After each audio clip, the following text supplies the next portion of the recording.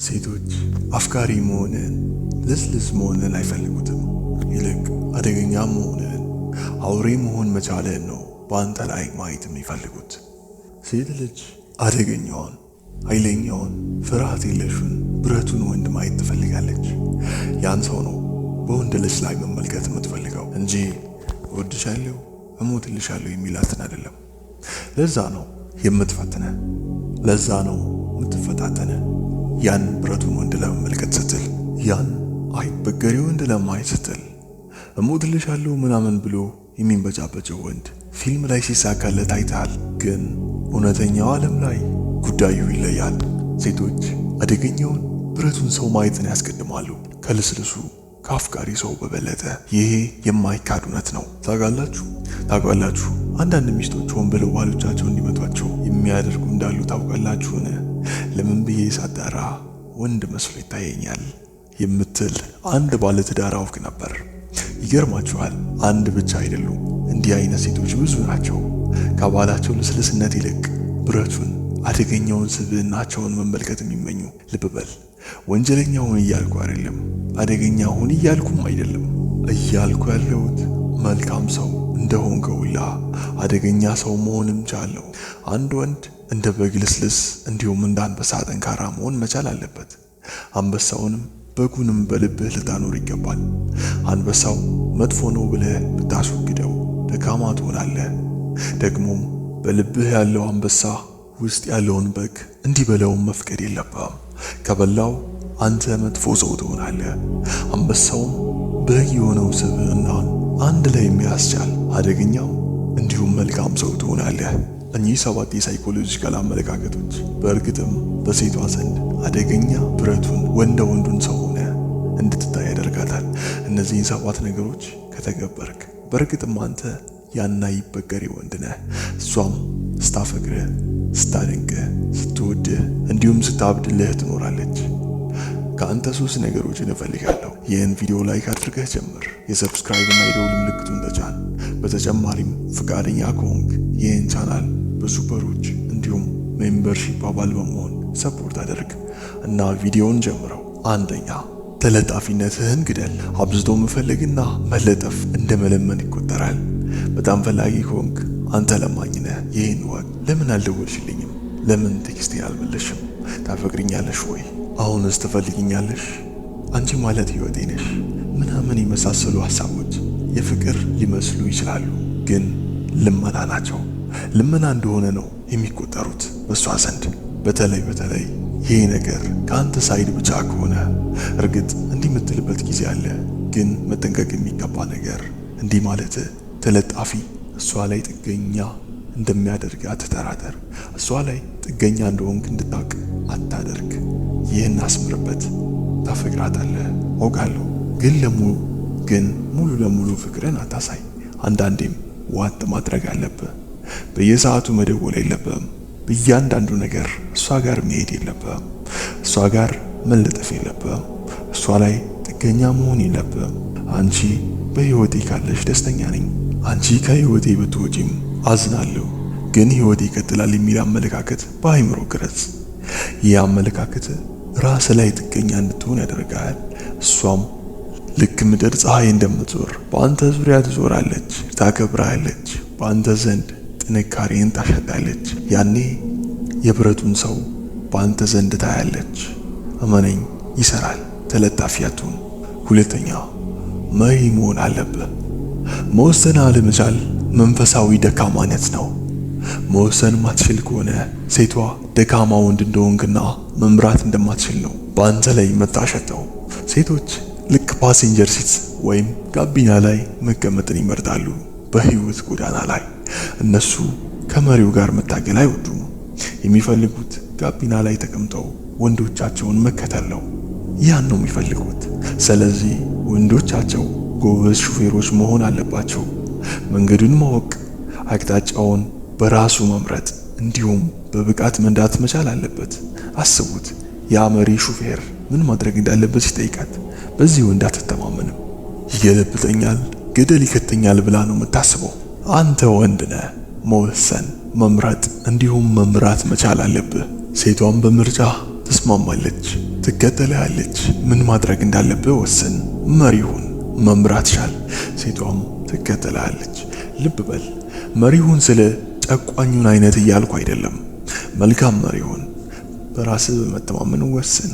መንገዱን ምረጥ፣ በራስህ ተማመን። ያቺ ሴት በራስ መተማመንህን አይታ ትከተልሃለች። ማድረግ የፈለግከውን አይደለም ማድረግ ያለብህ፣ ማድረግ የሚገባህ ነው ማድረግ ያለብህ። ያኔ እውነተኛ መሪ ትሆናለህ፣ እሷም ትክክለኛ ተከታይ ትሆናለች። ሶስተኛ አጣሻለሁ የሚል ፍርሃትህን ግደል። እሷን አጣታለሁ ብለህ የፈራህለት ብራዘር ኦልሬዲ አጥተሃታል። እውነተኛው ጦረኛ ምንም ነገር ይዞ እንዳልመጣ ያውቃል፣ ምንም ነገር ይዞም እንደማይሄድም ጭምር። አስታውስ፣ ሁሉንም ነገር ታጣለህ። ጤናህን፣ ቤተሰብህን፣ ሀብትህን፣ ህይወትህን እንዲሁም የምታፈቅራት ልጅንም ጭምር። እነዚህ ፈጣሪ የዋሰ ነገሮች ናቸው። ለፈጣሪ ትመልስለታለህ። ለአንተ ተሰጡ እንጂ ያንተ አይደሉም። ያንተ ያልሆነውን ነገር አጥዋለሁ ብለህ መፍራት ትልቅ ውድቀትን ያመጣል። እንደምታጠው አስበህ ሁሉን ነገር ጀመር። እያንዳንዱን ቀናት፣ እያንዳንዱን ቅጽበት ታባክንም፣ በጥልቀት ታፈቅረዋለህ። እንዲሁም ካንተ ሲነጠልም አትጎዳም። ሴቷን አጣታለሁ ብለህ ከፈራ እመነኝ፣ ያቺን ሴት አጣታል። ትለምናታለህ፣ ትብረከረክላታለህ። ያቺ ሰው ብረቱን ወንድ ሳይሆን ለማኙን አቅመ ቢዙን ወንድ ነው የምታየው። አስታውስ፣ የፈለገ ብትዋደዱ እስከ መጨረሻው እንኳን ብትሄዱ ሞት ይለያያችኋል። አንድ ቀን ሞት እንኳን ይለያችኋል። ልብ በል፣ ልታጣት እንደምትችል ወቅ፣ እንደምታጣት ወቅ። አጣታለሁ የሚል ፍርሃት አይኖርም። ልብ በል፣ ያኔም እሷ አንተ እንዳታጣ መፍራት ትጀምራለች። እመነኝ፣ ይሄ ነገር ይሰራል። አራተኛ ኢሞሽናል ኮንትሮል። ስሜትን መቆጣጠር ማለት ስሜት አልባ መሆን ማለት አይደለም። ስሜቱን ተሰምቶ በስሜቱ ተነድተህ ምንም ነገር አለማድረግ ማለት ነው።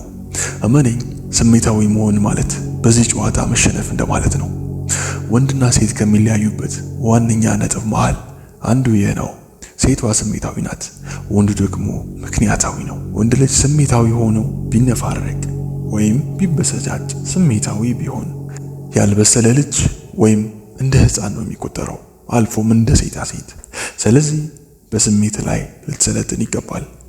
ስትፈትንህ ስሜትን ተቆጣጠር። ለመበሳጨት አትሞክር። ዝግት ካደረገች ምንም አትቸኩል፣ አትፍጠን። ምክንያቱም ይቅርታ በተደጋጋሚ ለማለት ትገደዳለህና። ስሜትህን ተቆጣጠር፣ ስሜታዊ አትሁን። በእርግጥም የብረቱን ሰው ትመለከታለችና እሷ። አምስተኛ ጠንካራ ሆናዊነት። አንዳንድ ሰዎች አፋቸው ሳይወራ ሰውነታቸው ስለ ማንነታቸው ይናገራል። ምን ያህል ጠንካራ እንደሆኑ ይናገራል። አንበሳውን ተመልከት፣ ጠንካራ ነው። ስለ ጮኸ አይተው ብቻ አይደለም ጠንካራ ያልከው፣ ሲያድንም አይተው አይደለም ጠንካራ ነው ያልከው። ኢቭን ሳያድን ባታየውም እንኳን ሰውነቱን አይተህ ምን ያህል ጠንካራና አደገኛ እንደሆነ ትረዳለህ። አንበሳ ሰውነቱ ሪላክስር ነው፣ ቁጡ አይደለም። የተቆጣ አይመስልም። ሲሄድ ረጋ ብሎ ነው። እንደነ ሜዳ ፍየሎች ቅልብልብ አይልም። እያንዳንዱን እርምጃውን ቆጥሮ ነው የሚራመደው። አንበሳ ጠንካራ አሁናዊነት አለው ወይም ስትሮንግ ፕሬዘንስ አለው። አይተኸው አለማየት አትችልም ወይም ችላ ልትለው አትችልም። ጠንካራ አሁናዊነትን ወይም ስትሮንግ ፕሬዘንስን ማዳበር ከፈለግ እኚህን አድርግ። ረጋና ዝግ ብለህ ተናገር፣ ተራመድ። እንቅስቃሴ ሁሉ በእርጋታ ይሁን። ሰውነትን ሪላክስ አድርግ። የተቆጣ አትምሰል። ጠንካራ ለመሆን አትሞክር። ረጋ በል። ሪላክስድ መሆን ይበልጥ ጠንካራ ያደርግሃልና። የመጨረሻው ነጥብ አሁን ላይ መገኘት። ትላንትን ሳታስብ ስትቀር፣ ነገን ሳታሰላ ስትቀር፣ ዛሬ ላይ አሁን ላይ ስትገኝ፣ ያኔም ጠንካራ አሁናዊነት ይኖራል። ልብ በል፣ ሴት ልጅ ጠንካራ አሁናዊነትን ማየት ትፈልጋለች። ያ የብረት ሰው በእርግጥም ይህን ኳሊቲ በሱ ይዛል። ሴቷ ባንተ ውስጥ ጠንካራ አሁናዊነትን ማየት ትፈልጋለች። አሳያት። ስድስተኛ ሚሽን። የምትከተለው ሚሽን ዓላማ፣ የህይወት ግብ ከሌለ አንተ ደካማ ትሆናለህ። ጊዜህን፣ ገንዘብህን እንዲሁም ህይወትህን በሚያዳክሙ አንተም በሚያሽቆለቁሉ ነገሮች ታባክናለህ። ደካማ ትሆናለህ። ደካማነትህንም ሴቷ በአንተ ላይ ትመለከታለች። ሴት ልጅ ደካማነትን ትጠላለች። ምክንያቱም ሴቶች የተፈጠሩት በጠንካራ ወንድ ስር ለመሆን ነውና።